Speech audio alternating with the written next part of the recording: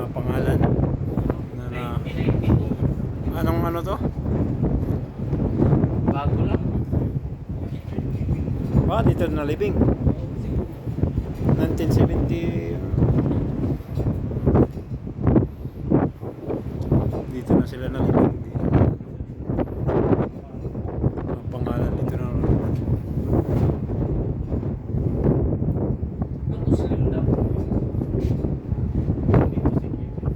May Kevin. uwin nga sir eh.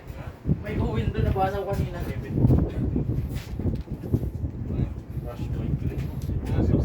masaklap ang kinamatay.